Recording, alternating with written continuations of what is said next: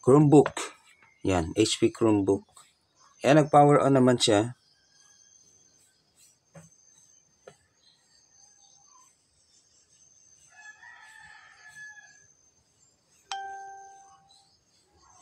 Alright. Sige nga, antayin nga natin.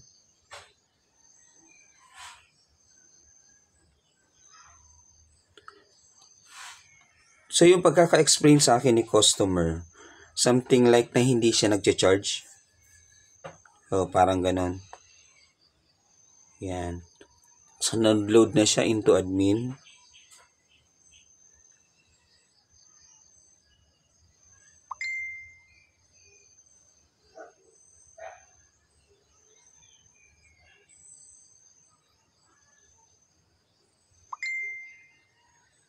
Then, that's it. Ito. Okay naman siya, yung battery niya, ayan, meron siyang 2 hours and 28 minutes. So, yan. So, parang hindi siya nag-charge, yung pinakang main problem niya. Yan, 2 hours siya. 2 hours pa yung kanyang battery. Sige. Check natin yung kanyang charger. Ito yung kanyang charger. Yan.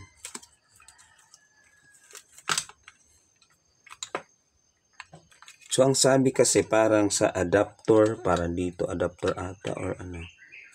Parang ito ata yung problema or ano, something. So, hindi natin alam. So, baka charger yung problema. Sige, plug in natin yung charger. Then, itry nga nating i-connect. Saksak dito. Wala, na-charging siya guys. So, yan, na-charging. So, wala.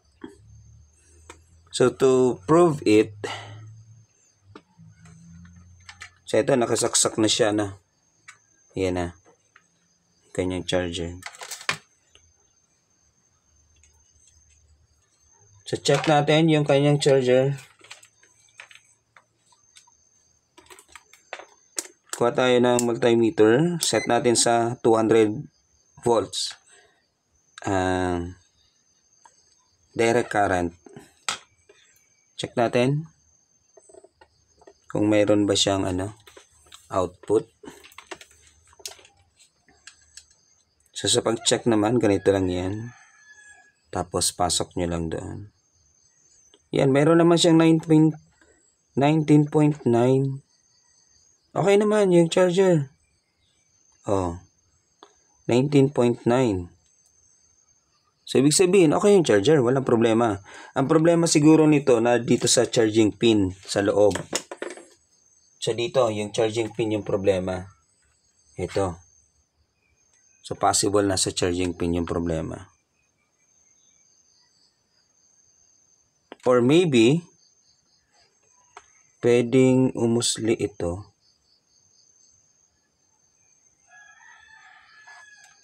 Charging pin. Nasa loob ang problema nito.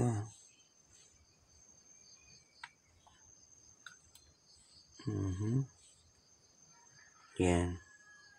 Ayun, pag ginagalaw guys, nagcha-charge siya. Ayun So, nag-charge siya pag Yun, charging. Okay, so nasa loob ata yung problema nito. So, nasa charging pin. Sige, shutdown nga natin to. Shutdown. Then, wag na natin patagalin pa. Buksan na natin to guys.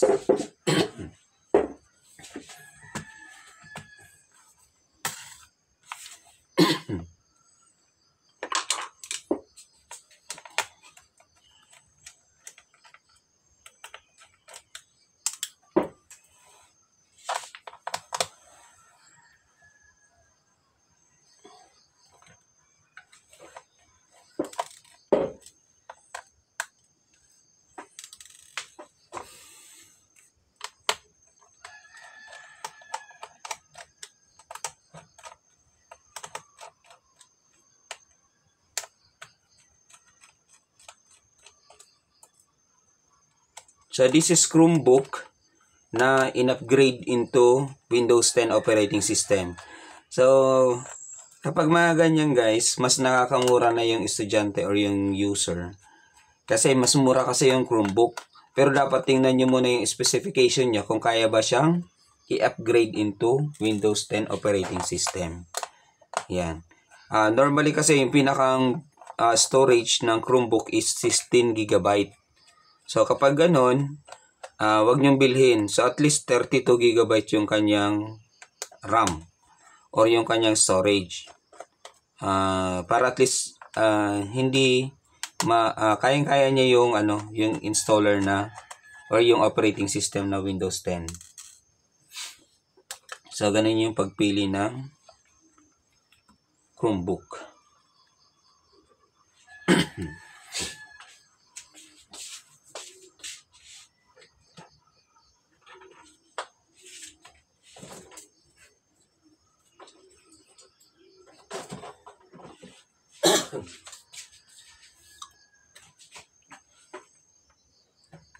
So yung Chromebook talaga kusang nag-o-open kapag pinuksan mo yung hinangat mo yung niya, yung kanyang LCD. So kusa talaga siyang nagbubukas. Parang ayaw nitong magpaano. Sorry, nandito pala. Sorry na agad. Yun.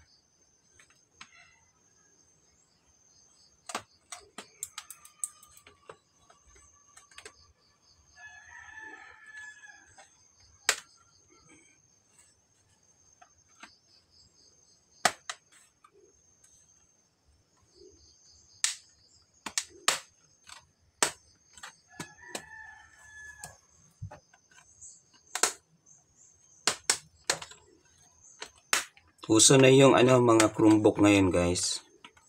So mas maganda na kasing gamitin yung Chromebook when it comes to document, for example encoding. Yan.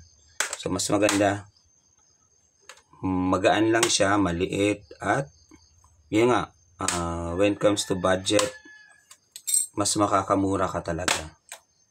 Yun. Sige.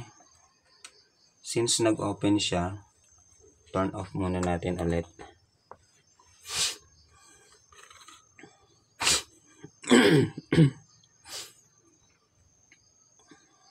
Shut down.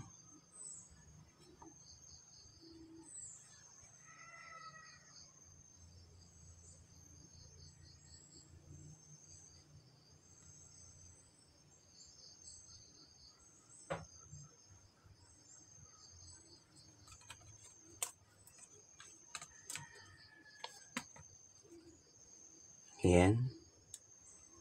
Ito yung kaloob-looban yan. Then, tanggalin muna natin yung battery niya.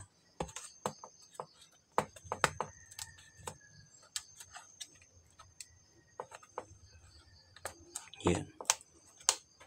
Then, tanggalin na natin tong keyboard and mouse. Alright.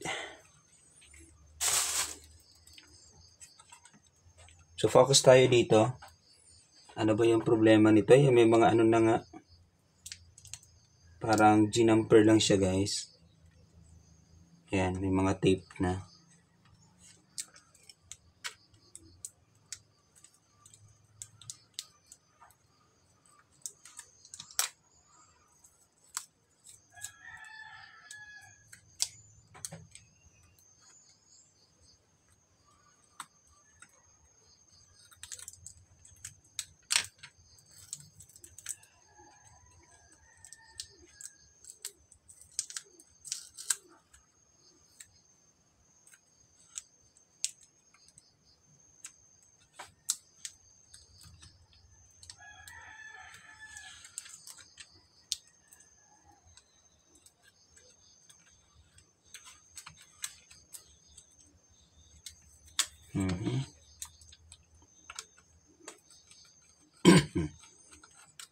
So, iangat natin yung LCD para makuha natin yung kanyang pinaka charging pin. Okay. Iangat na. Parang ayaw umangat ng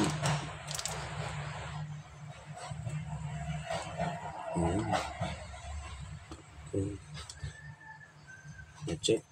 Ganyan. And ito naman, nakaipit to ba siya? Ayun. So ito yung problema. Naglo-lose connection siya. So ibig sabihin yung problema natin, ito mismo sa loob nito.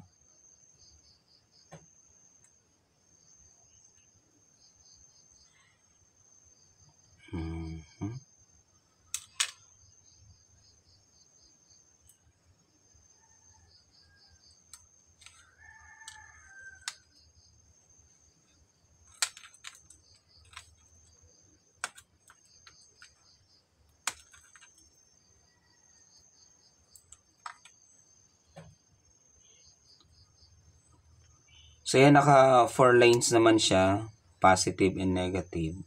Ito na. Then ito. So this is 19 volts. Try ko nga ang ibang charger. So wait lang, maghanap lang ako ibang charger. So ito,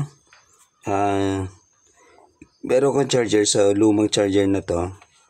Try ko nga.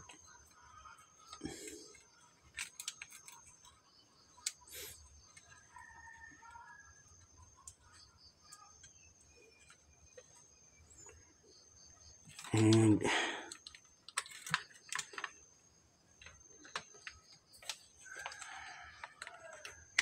okay. Check natin yung output ng charger. Kung 19 din. 19.6, yan. So, compare natin doon sa dati niya.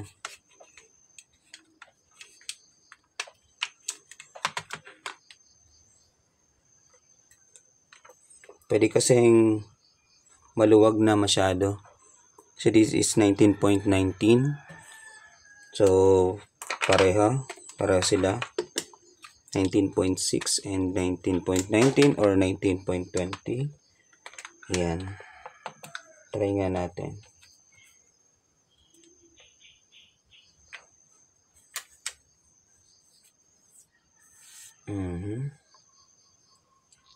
Ay, hindi tayo makapag-power on. Battery.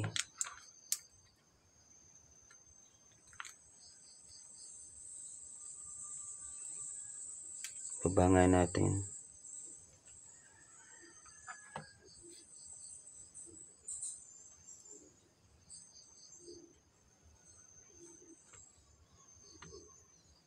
So, kailangan natin ng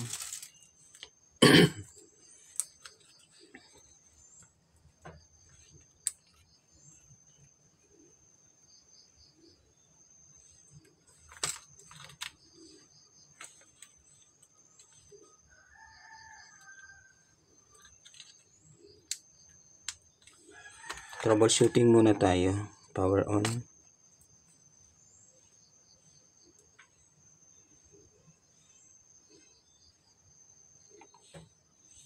Di siya nag-on. That's the problem.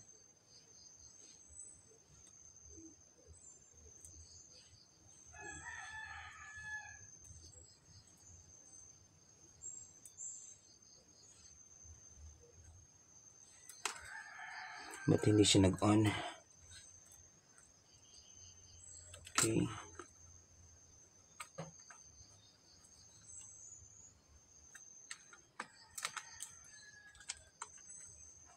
Tama naman.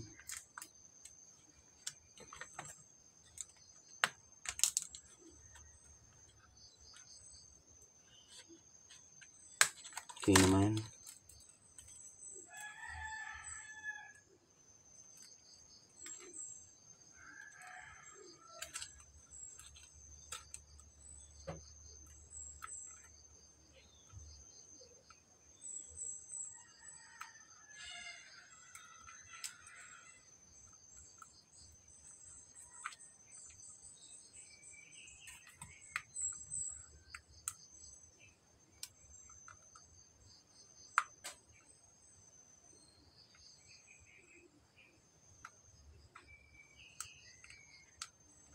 Ang hirap ibalik nito guys. Malabo na kasi yung mata ko eh.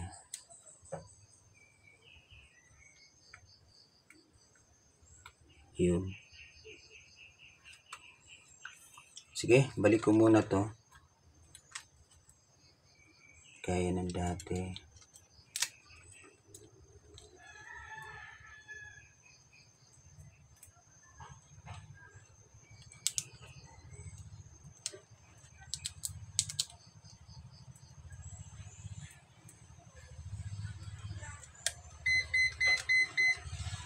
That's it.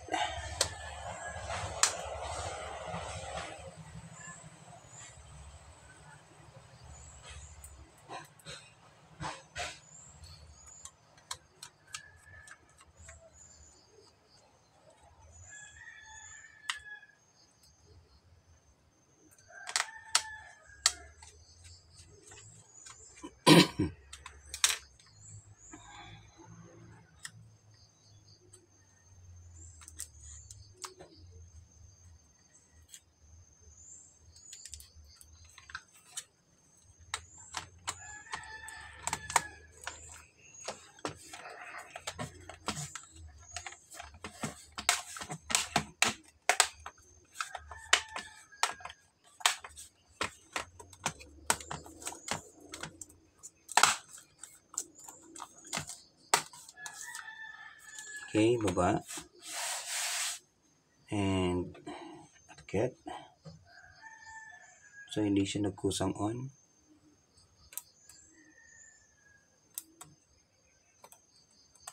Labat na ba?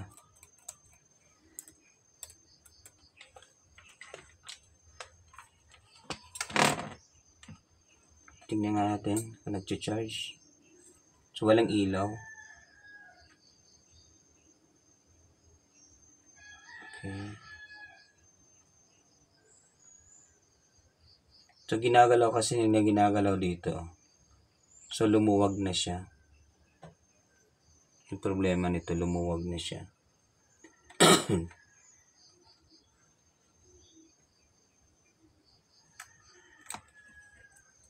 Aha. Ayaw niya na mag-on.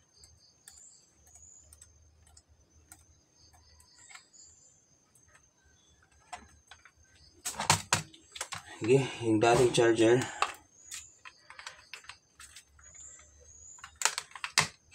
Hapa nga natin na ano pakiramdaman natin.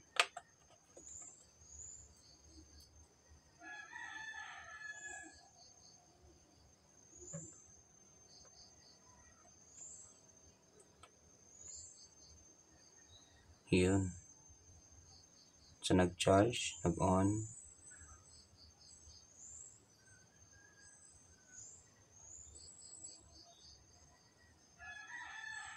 Okay. Walang problema sa charger. Ang problema, charging pin. Yung charging pin, yung problema natin dito. Yan ah. Yan, umiilaw siya. Yun. So, bakit hindi siya nag-on? Kasi tinanggal natin yung battery. So, nalibago siya sa settings. So, ito kasi battery operated. Yan. Yan. Okay. Ang kailangan natin dito ay charging pin. Maghanap muna tayo ng charging pin. So, ito guys, may nakuha tayong kaparehong charging pin. Ayan. Pero medyo malaki to. Then, meron na siyang sa charging indicator lead. Meron siya. Naka-built in. That's why, 6 yung kanyang wire. So, ito. So, merong separate yung indicator lead. Tingnan natin kung kasya ba or may improvise ba natin to. Then, pag naipasok natin to dito, so sana mag-work siya. Sige, try. Shutdown muna.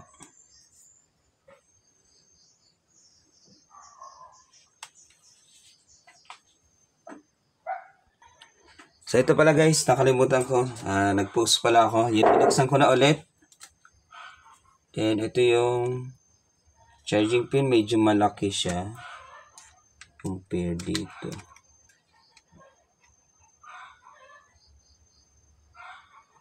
Paano na kaya ito?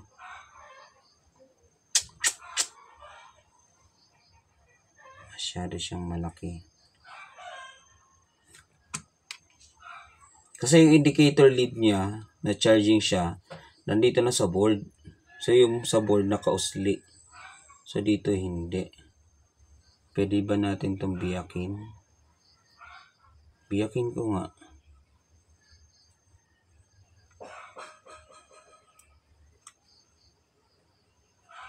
Okay, parang ang hirap nito guys. Sige. So try natin.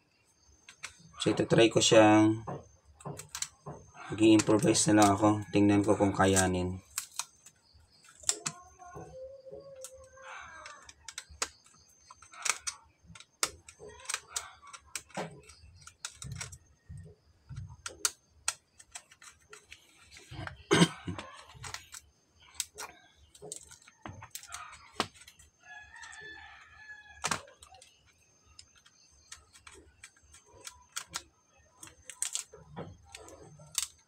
So, ito yung pinakang problema niya mismo. Ito siya.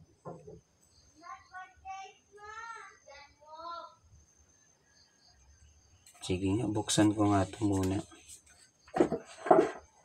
Tingnan ko muna sa microscope. Ayun guys, ito, nakita na natin yung problema. Ito, loose connection pala siya. Ayan o.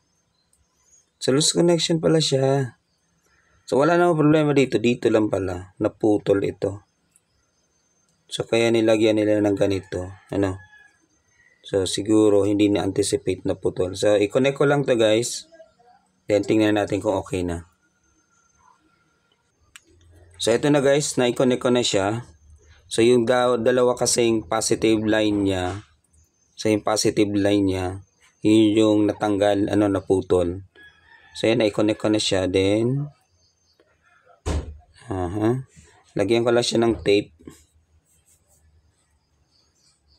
para hindi siya mag-connect, or lalagyan ko na lang siya ng paano ba to dito.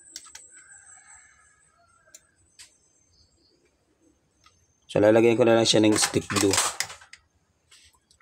So stick glue para at least hindi siya magkaroon ng contact sa ibang parte. Okay? Alright, so ito na guys. Ayan, nalagyan ko na siya ng stick glue para at least hindi lang siya magkaroon ng contact sa ibang parte. Yan, so sana okay na to. Balik na natin. Zoom out ka nga.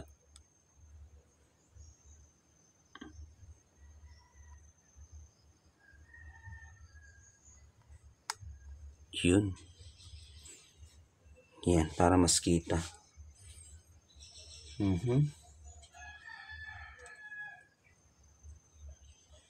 Kaya pala nilagyan to ng mga tape. Pinakiramdaman nila. Yan pala yung kahalaga ng tape nito. So, pinakiramdaman kasi minsan nag-charge, minsan hindi.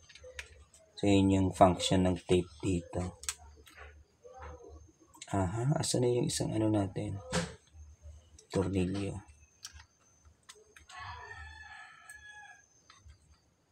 Yun. So, sana after nito, okay na siya. Okay, balik natin yung tape.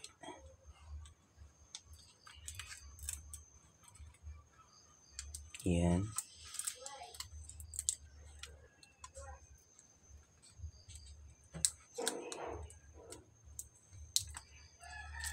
Okay.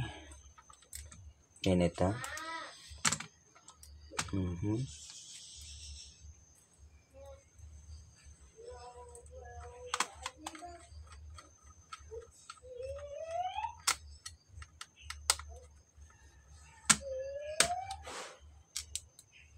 So magkakaiba na din yung mga tornilyo nila.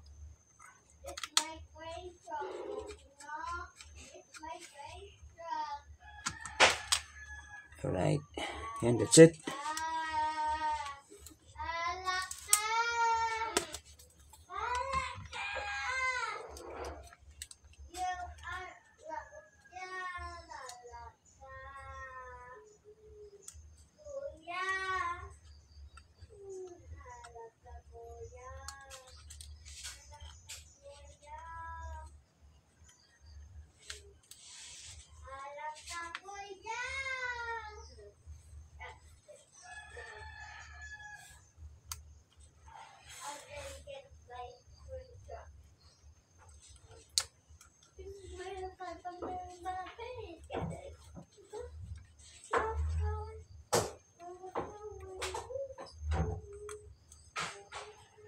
Yan. Okay. Okay. Yung charger niya. Hindi nga. Tingnan nga natin. And that's it. Ayan. Umilaw na siya guys. Oh. Ayun. So charging na siya. So kahit galaw-galiwin mo yan, okay na yan. Yun. Perfect. Ayun yung ilaw niya. Oh. Yun, nakapula na siya. Yun, diba? So kahit galaw-galiwin mo siya, so hindi na yan. Kasi stable na yan. So yun yung nangyari. So kaya ganun pala, may nakalagay pala siyang tape dahil doon. Sige. Pwede na natin itong ibalik. Tanggalin muna natin. Fix muna natin.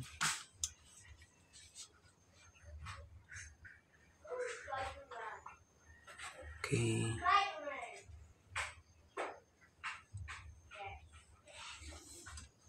Alright. Yun. Aha.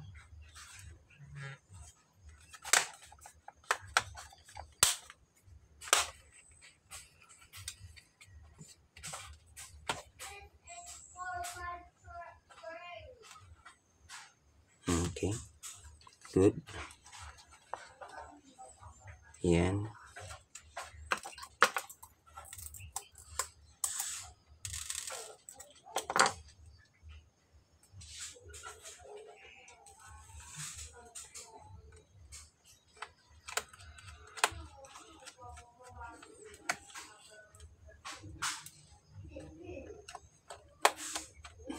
Oops. Tapos nasira, ano? Nako.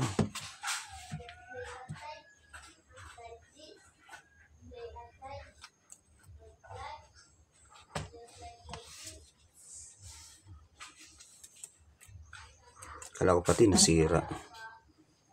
Okay. Yan.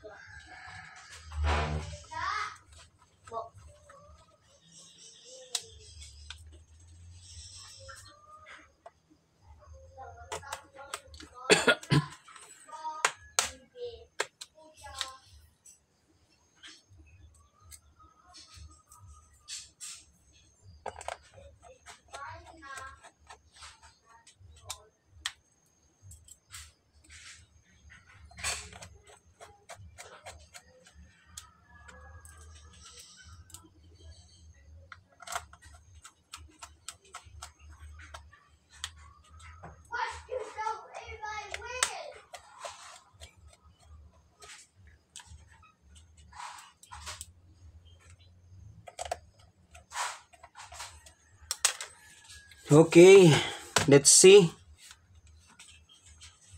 Try ulit natin.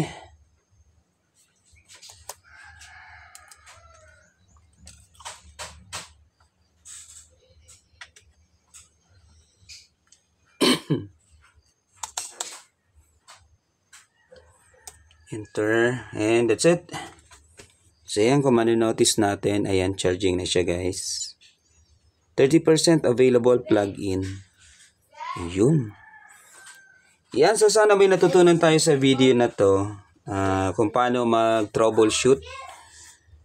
May mga ni-ready na tayong pampalit sana, pero yun lang, loose connection pala siya kasi naputol yung kanyang wire. So maraming salamat sa pagsuporta sa channel natin. So yun, magkikiusap ako sa inyo, please do not skip the ads para kumita naman tayo. Maraming salamat at magandang umaga. Peace out guys. Good morning.